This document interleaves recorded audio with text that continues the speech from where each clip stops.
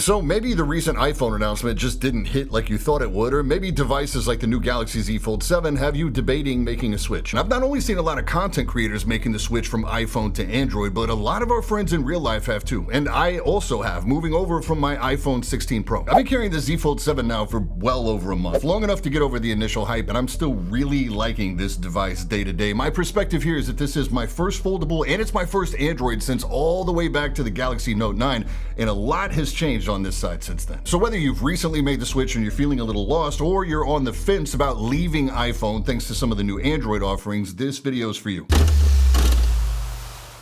So the Galaxy Z Fold 7 isn't perfect, but it plays the role of both a phone and a tablet very well. As a phone, it's a little taller, little narrower, and a lot blockier in my hand than my iPhone. But there's really minimal bezels, so there's a lot of screen on the front, and closed, it's only 0.67 millimeters thicker than my iPhone 16 Pro. The idea here is that when it's closed, it just feels like a phone. It's easy to forget you're even carrying a foldable, and that's a big selling point for me. I have a 12.9-inch iPad Pro that's a very capable device, but it really hasn't integrated into my daily life very well because I don't like to lug it around. But now I've got an 8-inch tablet on me at all times that doesn't have a separate data plan. It makes nearly everything I can do on the phone look and feel better. And when I'm done, I clap it shut, and now I've just got a phone-sized device in my pocket. This hinge has seen a lot of use over the past couple months, and it's still very solid whether it's closed, during opening, or fully open. You'll have to find your own little method for opening the phone. There's no curves here to help you out. Some cases, like the later case, make this a little easier, and some, like the Galaxy silicone case, make this a little tougher. I was a little nervous about this crease, but in use, it doesn't bother me at all. When you see B-roll and it's at like an off angle, it's really obvious. But when you're looking at it straight on, like you will be most of the time, it's very minimal. It doesn't distract me at all. I really like having fingerprint unlock again instead of just face. It's integrated right into the power button, and you can register a few different fingerprints depending on how you're holding it. Physically here, I have 3 main complaints coming over from iPhone. No physical buttons on the left side of the phone is really taking some getting used to. The amount of times I've locked the phone accidentally while trying to turn the volume down is insane. I really miss the dedicated button from the iPhone to either mute or go loud without having to go into a menu. It's just so nice walking into anywhere in public and pressing a single button to know that you're good. And while the body on the Fold 7 is very slim, the phone bump is definitely not. So this thing wobbles like crazy if you're trying to interact with it when it's laying on your desk. Why I was able to overlook all that though is that pretty much everything is cooler in tablet mode. Email or web browsing feels like a true tablet or desktop experience. The split keyboard is super intuitive unless you depend heavily on swipe. I don't normally game on my phone, but if you do, buckle up because the experience here is awesome, especially stuff like Diablo Immortal or Hunt Down. Social is great because it pushes all the icons and text out of the way of the main content. Instagram either displays a wider format which zooms and crops some of the content, but you can just single tap the video to get it back to the original aspect ratio. And you can split screen apps, so you can have Instagram open and be chatting in Discord side by side, or watching content and taking notes at the same time. You can go total brain rot and have Instagram on one side and TikTok on the other. This is vertical or horizontal. You can resize, you can save presets. It's crazy. When it comes to camera stuff, this will be a controversial take, but I really don't think the vast majority of the time there's that much difference in quality. I think you could take 100 pictures and videos in varying conditions and it would be a toss-up which side produced a better image based on that particular circumstance. And that's before we get into the very subjective nature of what better means to different people. Where the iPhone wins is if you have the 5x telephoto. It looks a lot crisper on the iPhone. Outside of that, we're talking features, and the Fold 7 goes off in that area. There's a front phone selfie cam and there's a front tablet selfie cam, which actually bothers me because there's a black dot in my content. And you could make the argument that we don't need that camera at all because you have access to all the external cameras for selfies. On the Samsung side, you get all the pro controls for both photo and video without needing any third-party apps, and you have the same motion photo functionality that we see over on the iPhone. So camera and video, very full-featured here. You do get 4K 120 and you get log mode, but the external cameras for selfie mode, that's the real killer feature here, especially for vlogging or short form. Being able to utilize that without having an external device like a monitor stuck on the back of your phone is nuts. If you're the type to edit photos on your phone, the AI background removal stuff is pretty crazy here too, and it gives you a side-by-side preview mode. The scariest thing by far, if you're thinking about switching, is the fear of leaving the Apple ecosystem. And there are some pain points, but not nearly as many as I thought there'd be, especially if you're going Samsung specifically. How painful these are comes down to whether your main computer is a Mac or PC and how much of your family or social circle are currently on iPhone. Both platforms have a selection of earbuds, watches, tablets, etc. Samsung adds rings to the mix. Apple has very expensive over-ear headphones. My experience so far is that both these platforms go feature for feature most of the time. In general, I would give Apple a slight W for these features feeling more integrated, consistent, and streamlined, which you would expect with the whole walled garden thing. iPhone fetches your 2FA codes from your text messages and lets you paste them right into the fields. Android has that now too, but it only works like 90% of the time for me. My password manager, same thing. It's 100% on iPhone, it's like 75% on Android, so be prepared for some of your apps to have different or sometimes worse functionality on the Android side.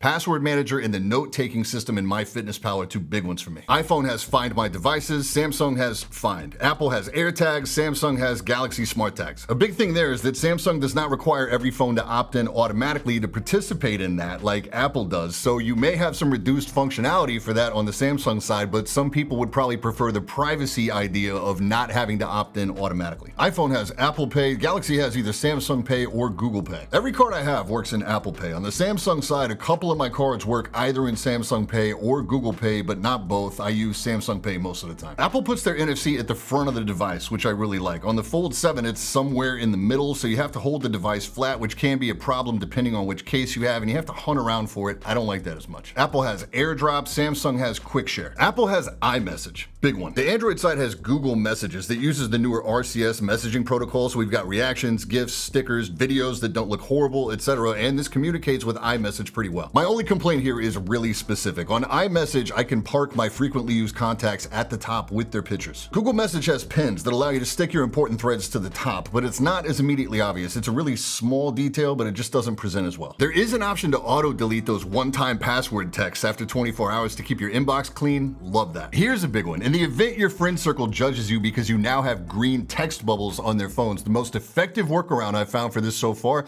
is to get new friends.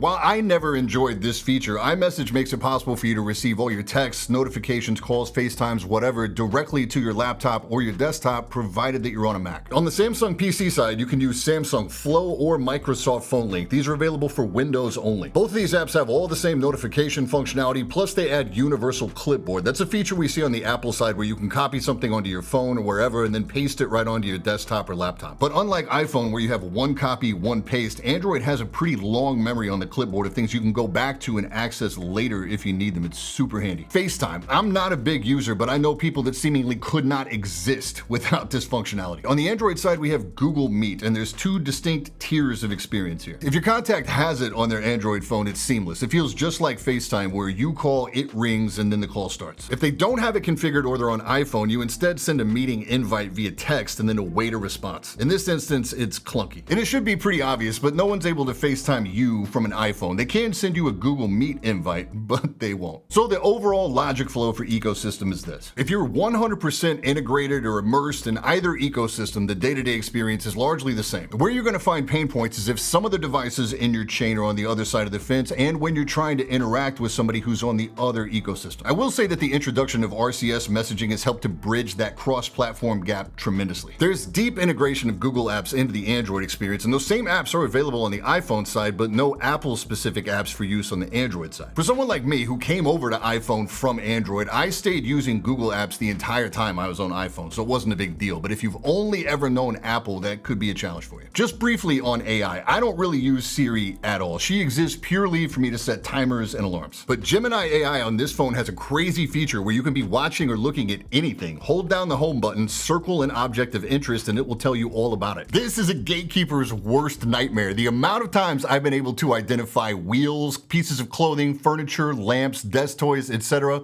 Mind-blowing. One of my favorite features about this phone.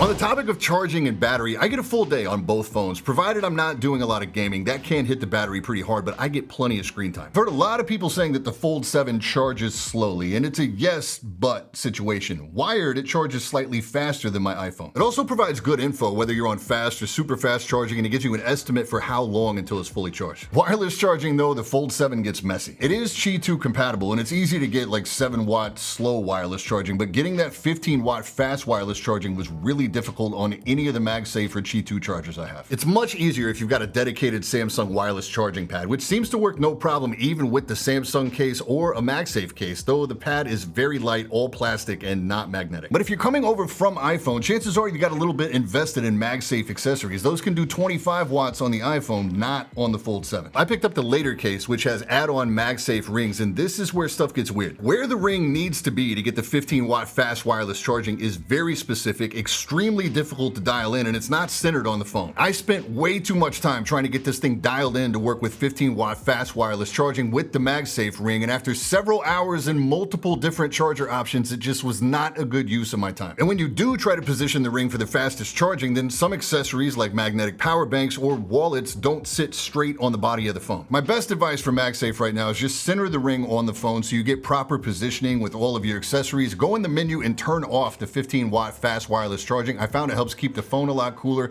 and just accept the slow charge. I should at least mention that this is a very expensive phone, though if you found this video, you've probably figured that out already. Whether the features of the Fold 7 are appealing to you at that price point is a very personal thing. For me, they are. My biggest fear with this device is that the Fold would be gimmicky. Like, I'd get over the initial novelty of the Fold, and over time I would find myself using it more and more just as a phone, and the opposite has been true. The longer I have this, the more I use the tablet mode. Being a full-time content creator, I spend a freakish amount of time on my device, and the Fold 7 has legitimately helped phones feel interesting to me again. So hopefully some of this helps demystify the move or helps solidify your decision one way or the other. That's it for today. Thank you so much for watching, and I'll catch you all in the next one.